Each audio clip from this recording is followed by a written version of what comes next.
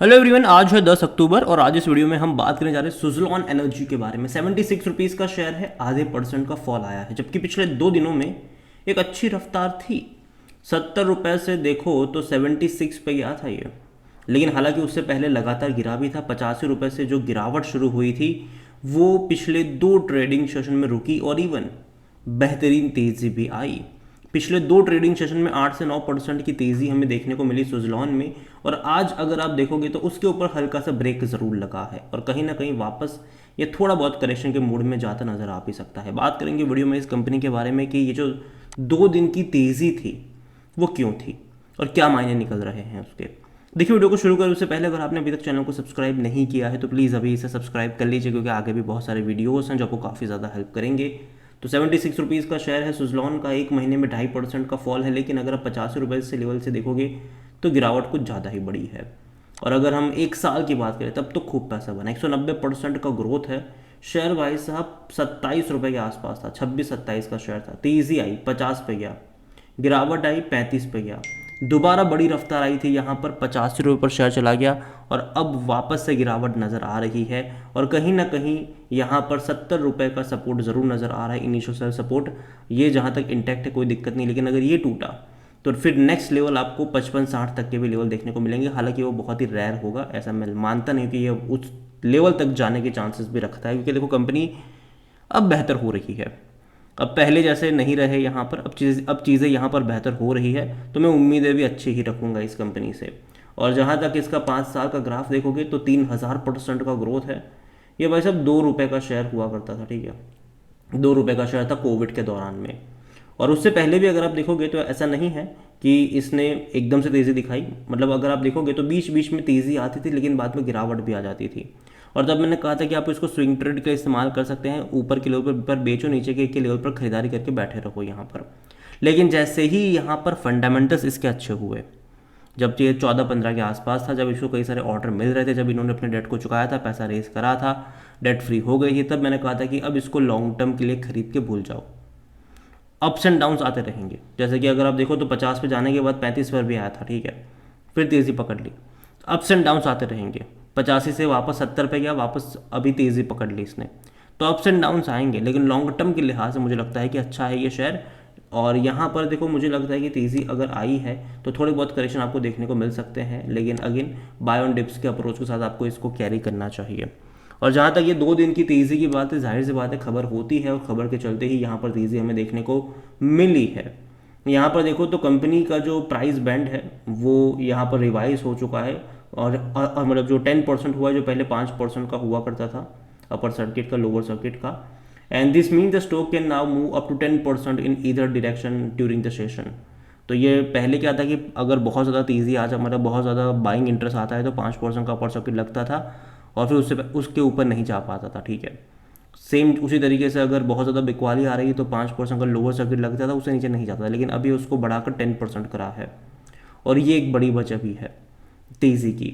दूसरी बात यहाँ पर यह है कि the revision of Suzlon energy price band comes after the stock was removed from the surveillance major framework. इसको अगर आप देखोगे तो सितंबर 20 को इसको एएसएम लिस्ट में डाला गया था। उन कंपनियों को जहां पर मैनिपुलेशन का चांसेस होता है, वोलेटिलिटी काफ़ी ज़्यादा मतलब देखने को मिलती है, उन कंपनियों को वहां पर डाला जाता है। और सुज़लॉन को इसी साल सितंबर 20 तारीख को वहां पर डाला गया था, लेकिन अब उसको वहां से हटाया गया है, जो कि अच्छी बात है ये। तो ये 2 बड़ी अपडेट यहाँ पर, जो प्राइस बैंड चेंज हुआ है 5 से 10% का, और दूसरा यहाँ पर उसको एएसएम लिस्ट से हटाया गया है। The removal of the stock from the ASM framework suggest concern about the manipulation और volatility of the stock have decrease. तो ये एक अच्छी बात है यहाँ पर, उसके चलते हमें तेज़ी भी देखने को मिली, उसमें कोई शक नहीं है। और अक्टूबर 1 Suzlon energy inform exchanges that about the advisory come warning later the exchange voiced that the concern over the company's corporate governance। देखो जो 85 रुपये से गिरावट आई थी उसकी वजह भी ये है भाई साहब कि यहाँ पर कॉर्पोरेट गवर्नेंस को लेकर कंसर्न्स यहाँ पर पैदा हुए थे। जो इंडिपेंडेंट डायरेक्टर है मार्क, उन्होंने यहाँ पर रेजिग्नेशन दे दिया था। And exchanges said that they may take and non compliance with the government standard seriously. और यहाँ पर जो रेजिग्नेशन लेटर आया था डेफिनेटली उसके जरिए बहुत ज़्यादा हो हल्ला हुआ था यहाँ पर। And stated that the corporate governance standard applied by the company did not meet the expectation, including situation where communication lack the level of the openness and transparency. जो इंडिपेंडेंट डायरेक्टर जिन्होंने रेजिग्नेशन दिया था उनकी तरफ से ये चीज़ें आना वाकई में बहुत हैरानी वाली बात है। उसी के चलते बाद में बड़ी गिरावट हमें यहाँ पर देखने को मिली भी थी, बड़ी गिरावट। और जहाँ तक बात करी जाए वॉल्यूम्स को लेकर, देखो बाजार जस्ट अभी खुला है और 2 करोड़ से भी मतलब 3 करोड़ के आसपास के शेयर यहाँ पर ट्रेड होते नजर आ रहे हैं, बड़ी क्वांटिटी में ट्रेडिंग चल रही है। इसका जो मार्केट कैप है वो 1 लाख करोड़ से भी ज़्यादा का देखने को मिल रहा है। कंपनी के बारे में अगर हम बात करने जाए तो according to Moneycontrol user 100% लोग कह रहे हैं खरीदारी करो, बेचने की बात कोई भी नहीं कर रहा है। और जहाँ तक देखे तो इनसाइडर ट्रांजेक्शन इस साल कोई नहीं हुआ है, किसी ने बिकवाली नहीं करी, किसी ने खरीदारी भी नहीं करी है। डिविडेंड अगर आप देखो तो भूल जाओ कि ये आपको ये पे करेगा, लेकिन हाँ हो सकता है कि 2-3 साल बाद आपको पे करना स्टार्ट कर दे, जब अच्छा खासा प्रॉफिट कमाना स्टार्ट कर देंगे। ऑलरेडी पिछले कुछ क्वार्टर में अच्छा खासा प्रॉफिट कमाया है। और अभी देखो कंपनी जो है वो एक्सपांशन के मोड में चल रही है, कंपनी जो है वो लगातार पैसा इन्वेस्ट करे, कंपनी जो है वो लगातार बड़े बड़े प्रोजेक्ट को एग्जीक्यूट करने में लगी हुई है। तो कहीं ना कहीं डिविडेंड तो पे नहीं करेंगे 1-2 साल तक। उसके बाद जब इनकी बैलेंस शीट अच्छी खासी हो जाएगी, कैश फ्लो अच्छा खासा हो जाएगा, तब जाकर ये शायद डिविडेंड पे आउट करे, तो बात अलग है। और जहाँ तक इनके वैल्यूएशन के बारे में देखें तो देखिए यहाँ पर पी रेशो काफ़ी महंगा, 118 का, सेक्टर पी 51 का है, तो महंगा तो है ये। लेकिन इसको एक हाई प्रीमियम वैल्यूएशन दिए जाने की वजह भी यह है कि कंपनी ऑलमोस्ट डेट फ्री हो चुकी है, जिसके चलते अगर आप देखोगे तो इनके जो नंबर्स है उसमें बहुत ज़्यादा इंप्रूवमेंट आया है पिछले 2-3 क्वार्टरों में। आप देखिए यहाँ पर जो रेवेन्यू पहले 1400 करोड़ का था और सिर्फ 100 करोड़ का इनका प्रॉफिट था, रेवेन्यू मतलब बढ़ के 1500 से 1600 करोड़ मतलब रहा, और प्रॉफिट डबल हो गया यहाँ पर 200 करोड़ से भी ज़्यादा का, फिर वापस 250 करोड़, फिर 300 करोड़। तो प्रॉफिट बहुत तेज़ी से बढ़ रहा है। और उसका रीज़न सिंपल सा है कि जो पैसा पहले इनका इंटरेस्ट चुकाने में जाता था, डेट चुकाने में जाता था, अब वो नहीं जा रहा है, और उसके चलते इनके प्रॉफिट्स बढ़ रहे हैं। और कई सारे प्रोजेक्ट पास में इसको मिले हैं, तो उसका भी असर दिखेगा कि रेवेन्यू में आपको बढ़ोतरी देखने को मिलेगी और प्रॉफिट भी अच्छा खासा देखने को मिलेगा। और यही वजह है कि इसको हाई वैल्यूएशन भी दिया गया है पी रेशो के हिसाब से। और जहाँ तक शेयर होल्डिंग के बारे में देखें, प्रमोटर की जो होल्डिंग है वो 13.27% की है, 3.82% म्यूचुअल फंड के पास है, 5.34% डोमेस्टिक के पास है, 21.53% एफआईएस लेकर बैठे हैं। रिटेल की होल्डिंग 23.16% की, और जो अदर पार्टीज है वो 32.87% का स्टेक लेकर बैठे हैं। ओवरऑल अगर मैं बात करूँ सुजलॉन की, देखो कंपनी खराब नहीं है, लेकिन हाँ गिरावट अभी मुझे लगता है कि आने के चांसेस ज़्यादा है।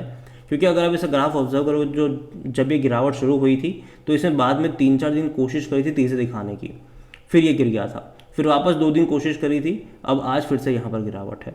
तो मुझे लगता है कि 1-2 दिन की तेज़ी पर मैं भरोसा नहीं करूँगा यहाँ पर, और मुझे लगता है कि शायद थोड़ी बहुत करेक्शन यहाँ पर बनेंगे। जहाँ तक खरीदारी के मौके मतलब कि अगर हम बात करें तो बाय ऑन डिप्स का आपका अप्रोच होना चाहिए। अगर ये 70 रुपये के आसपास जाता है, वहाँ से हर 10% के डिक्लाइन पर, अगेन मैं बाय ऑन डिप्स की बात करूँ, फिर ऐसा ना हो कि लोग 70 पे बहुत सारे शेयर खरीद के बैठ जाए और अगर फिर से गिरावट आ जाए बोलो कि अब मैं क्या करूँ। अगेन नहीं, बाय ऑन डिप्स का मतलब ये है कि 70 पे जाए, थोड़ी सी क्वांटिटी ऐड करो, फिर उसके बाद हर 10-15% के फॉल पर धीरे धीरे ऐड करते चले जाओ लॉन्ग टर्म के लिए। और मैं लॉन्ग टर्म की ही बात करूँगा, मैं शॉर्ट टर्म की बात नहीं करूँगा, क्योंकि मैं लॉन्ग टर्म का ही प्रीफर करता हूँ यहाँ पर।